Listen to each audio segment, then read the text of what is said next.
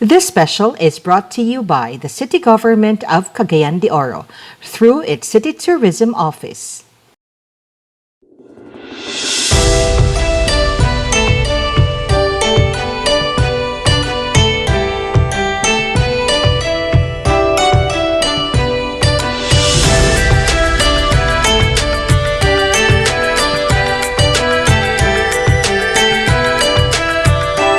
Good morning, Taike, Hotsaki! And usa sa gyud sa atong mga ginaandam nga handa are the Chinese dumplings. These dumplings are shaped like ingot or the kind that are used as Chinese ancient money. And this shape symbolizes wealth. So unsaon man ang paghimo niini? Well, here is Chef Ed Dychauco and his Chinese dumpling recipe.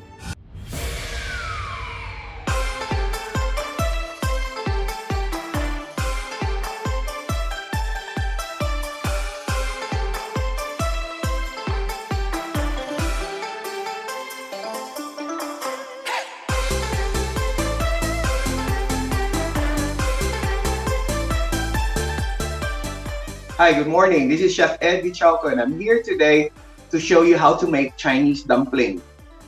Chinese dumpling is very popular, especially during New Year's Eve or New Year's Day in Chinese calendar or the Chinese lunar calendar.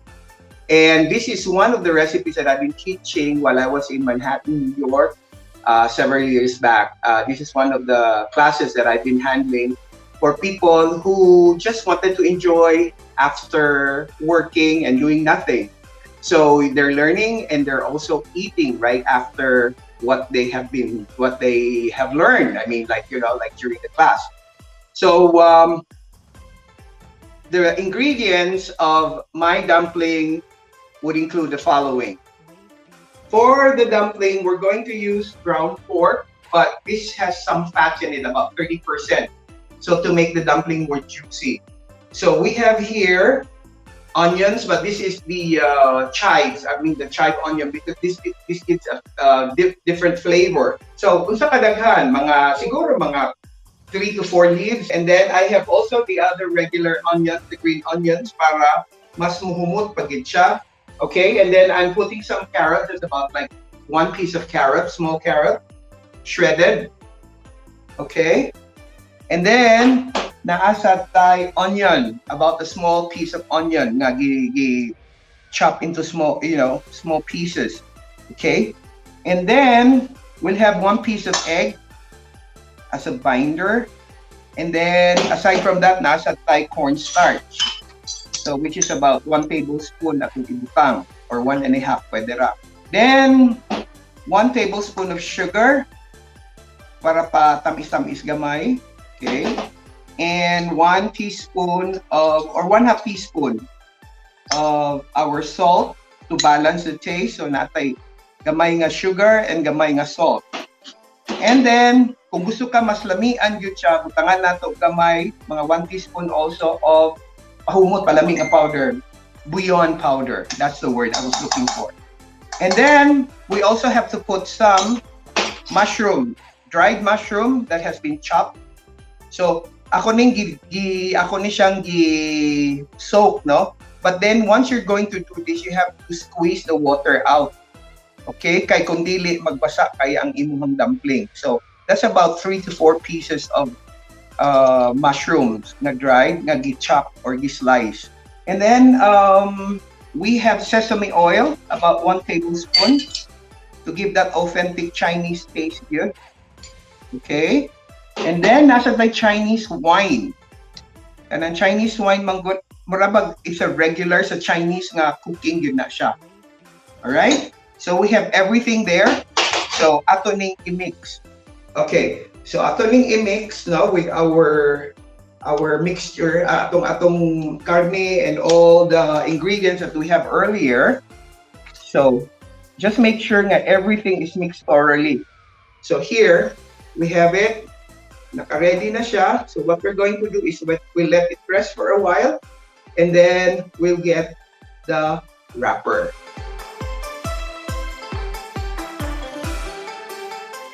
So what I did with the wrappers. Ako na lang ipangtang isa-isa kay frozen na usually when you buy them from the grocery store. And then, mo pilit-pilit, usahay, kung imong pinapaspasan o tangtang, magisi, just like what happened here, you know, like this happened. Pero, okay ra, takluban na siya. So what I do now is, ibutang na ko na siya in the palm of my hands para easier to hold on to the dumpling. So, kini, magbukuha na yung about a teaspoonful.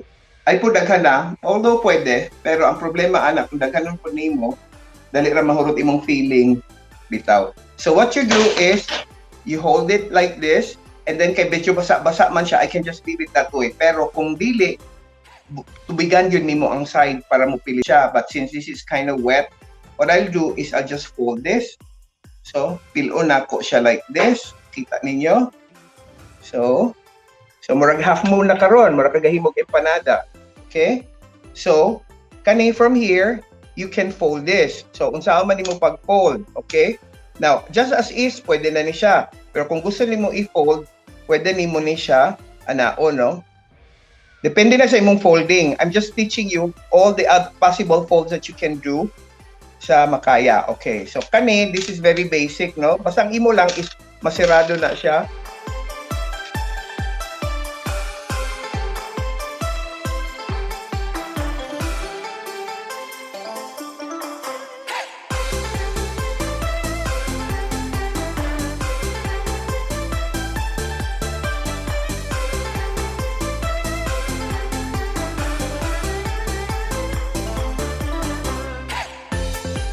Now, kaning dumpling, by the way, pwede nato nilutuon in many ways. But basically, ang ways of making our dumpling, cooking our dumpling would be either you steam it, which is very, you know, normal or usual, basic yun na siya. But then, another way of doing it is cooking it by, how we have pan frying it. So what do you mean by pan frying? Na tubig, gamay, and then ay mantika. Aron pagluto nimo, imo siyang ibutang sa ilalom, and then you cover it up, let it steam. Once the steam, maluto na siya, and then magprito po na siya afterwards. So I'm going to show you that in a little while. Okay.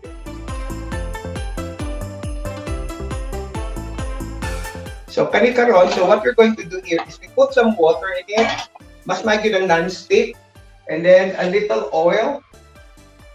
Kay mao man siya magpadayon og luto silbi. So we have our dumplings here.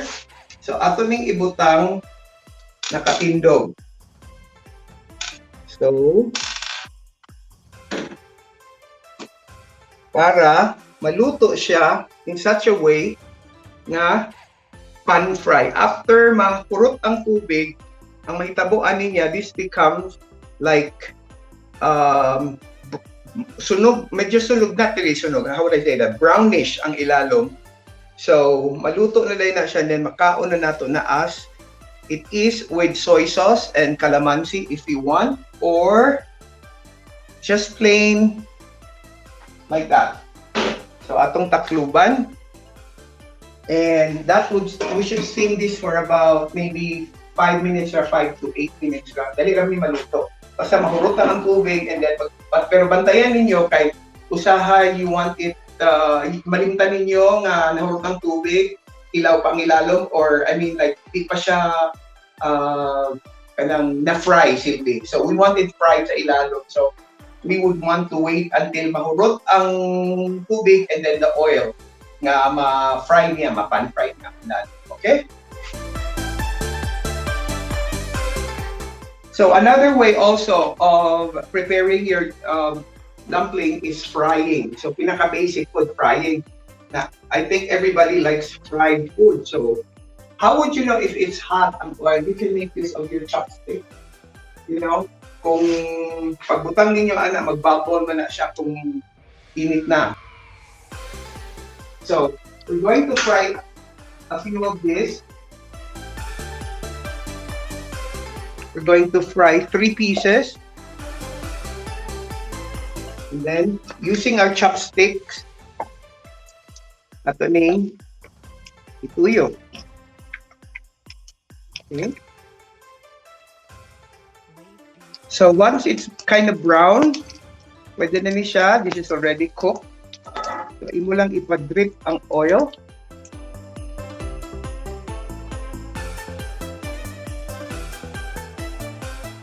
So kani, naluto na ni siya. This is already cooked. So if you really take a look at it, and aming makilalong ani niya, mura siya na brown na. You know, it is now cooked na murag pan-fried or pan-fried na dumplings. Okay, so that's cooked. Ato ning ipantin sa ato ulanan. So atong buhaton ani, butangan nato og soy sauce. That becomes your dipping sauce. Okay.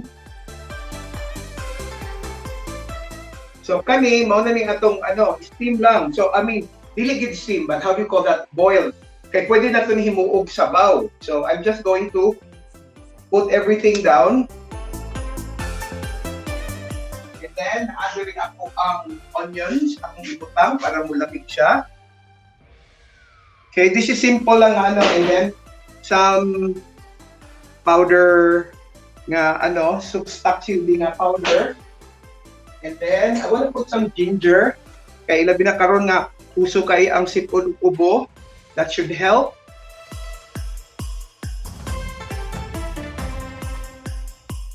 Ipa-boil lang na siya. That becomes a soup.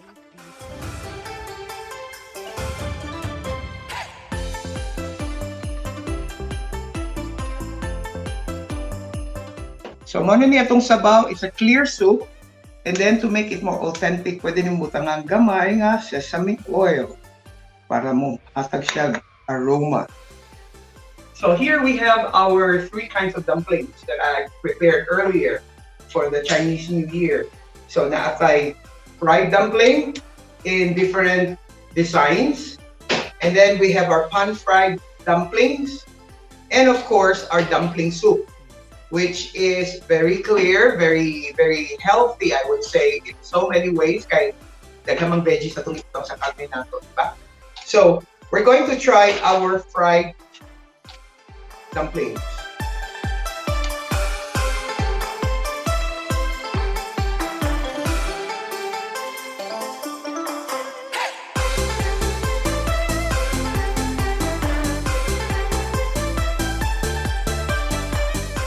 Oh, lami agad ay.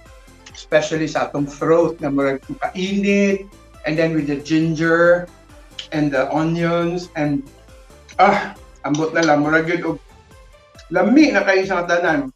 Wanna try it? This is our dumpling special for the Chinese New Year. Thank you very much, and I hope you enjoyed the show. For those who are interested to try my dumplings, you can message me privately, Messenger, Facebook Messenger, Edgar Vincent. And again, happy Chinese New Year to everyone. This is the year of the Tiger. So good luck. Have a safe, prosperous Chinese New Year, everyone. Bye. 大家新年好，祝大家新年快乐，生意兴隆，虎年大吉，恭喜发财。In behalf of Cagayan de Oro Bell Church Foundation Incorporated, we would like to greet each and everyone a happy Chinese New Year. We hope that this year can bring good fortune and prosperity to everyone. Despite we are in the pandemic situation, we can defeat this pandemic together. Be vaccinated, follow protocols, be safe everyone. Chúc đại gia xin niên khoai lộc, xin thể kiên khang, vạn sự如意. To the Filipino-Chinese community of Cagayan de Oro City, let us all welcome the Year of the Tiger. Wang Hi Fa Choi. So, kabalo na gyud mo how to make your dim sum. Make it with your daughters or any member of the family. It becomes a family bonding as you prepare for the Chinese New Year. Speaking of which, usa sa gadayuhon nga lugar every Chinese New Year mao ang Bell Church. Unsa man ang history sa Bell Church? Here is Sir Greg Lau with his story.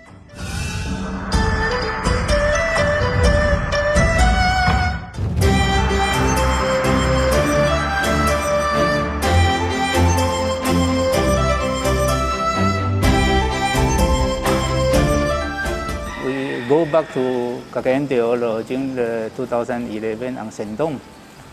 Kasi during the Sendong, December 17, 2011, and then sa 2018, ang Chinese community in Cagayan de Oro, we created a working committee for relief operation. In the same time, Manila Major Association sa Manila based, natawag sila sa amo. So, ang offer is sa nationwide Filipino Chinese community fundraising for relief operation.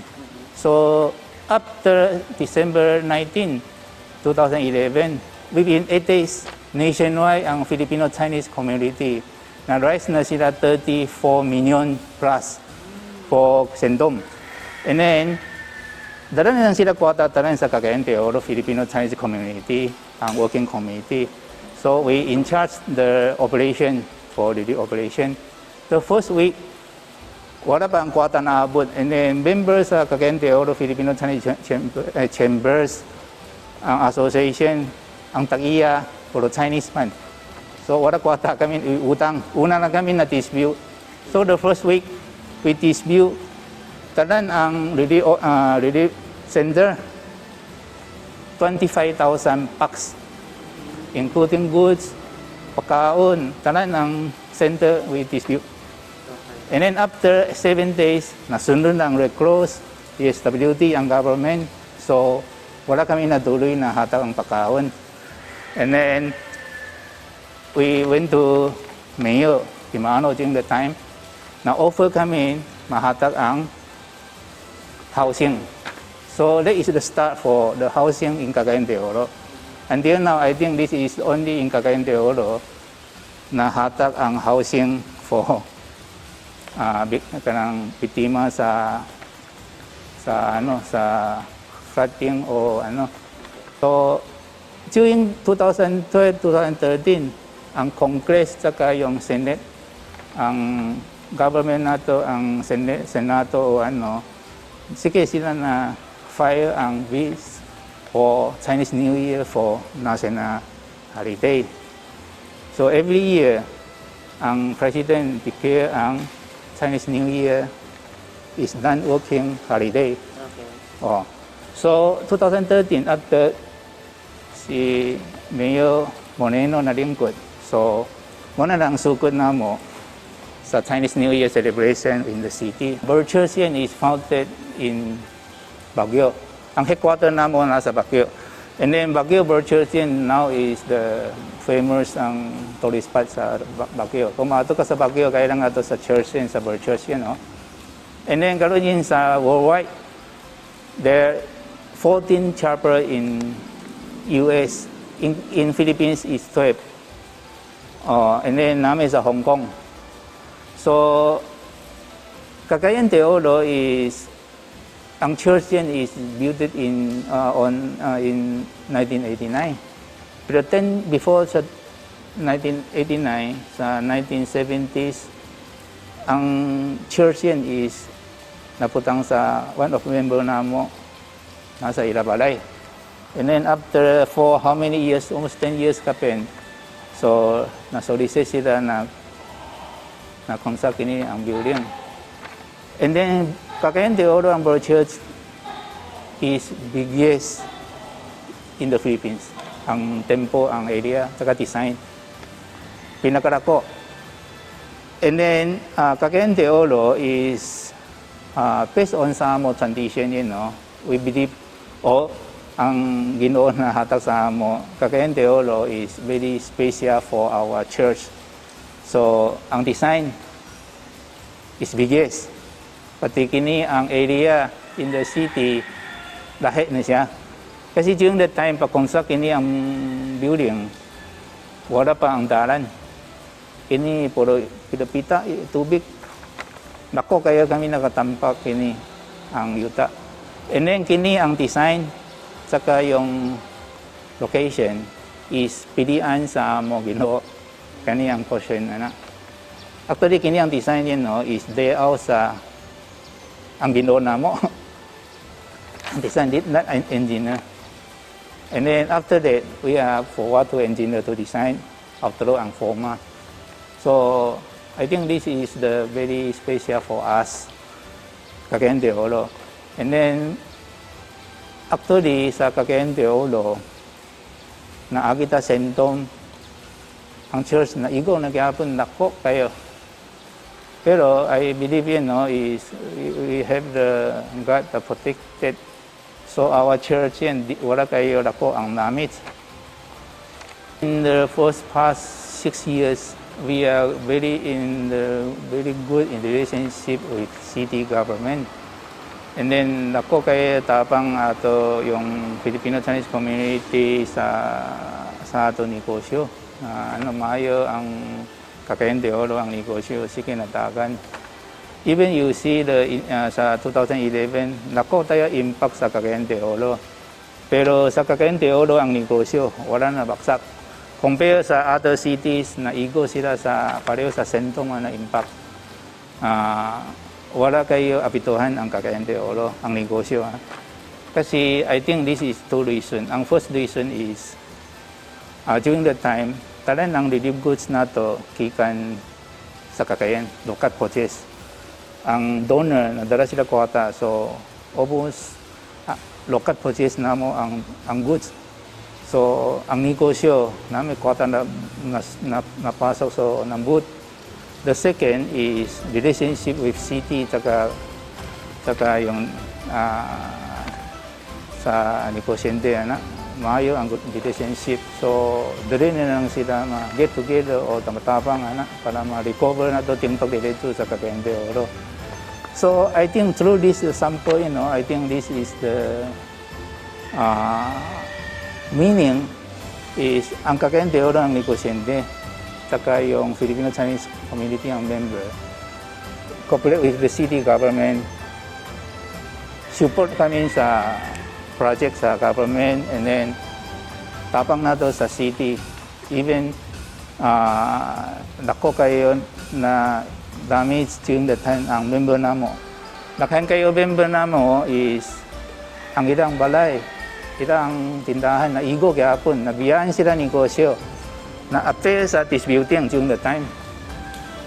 So na spend sila ang time, quota, na contribute sa ilang time, quota. And then, during that time is nationwide ang Filipino Chinese community na nandun din ang quota.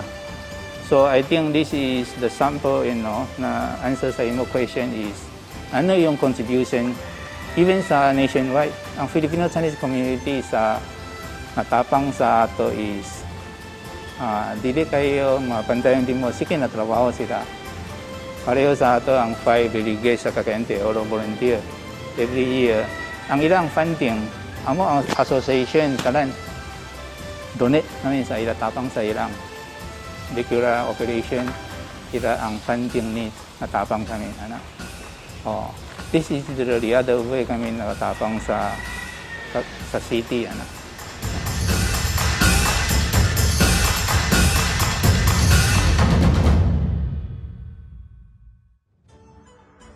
Here is our Chinese New Year trivia question. Where in Luzon will you find the first bell church in the Philippines? Simply write down your answers on the comment space below. All those who submitted correct answers will be raffled off and announced on February 2. Sa pagselebrar sa bagong tuig, usa sa atong pangandoy is ang atong kinabuhi will be prosperous, na atay enough to make our lives comfortable. But to balance this, we need to be able to serve humanity however we can. Extend help to those in need. This is Margie Auyong-Velasquez. Lan tai ke yu zi xian e sim lai pang bang.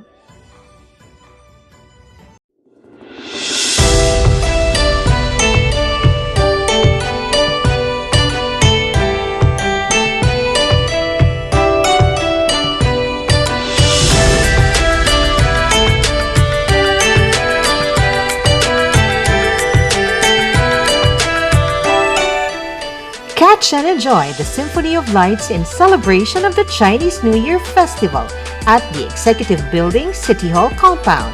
Lights will go up every 6 o'clock in the evening.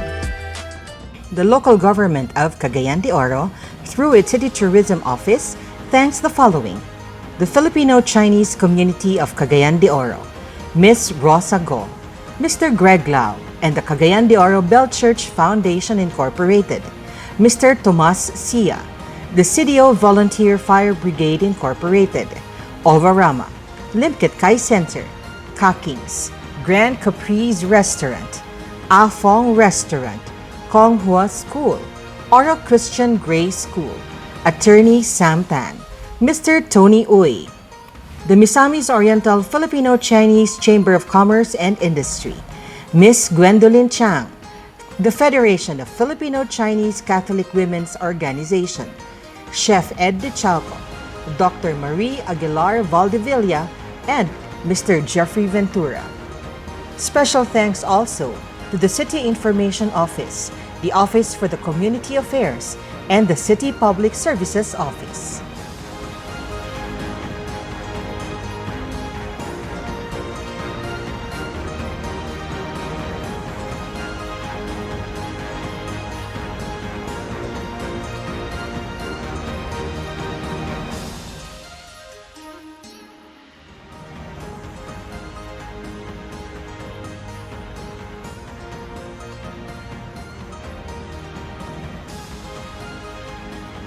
This special was brought to you by the City Government of Cagayan de Oro through its City Tourism Office.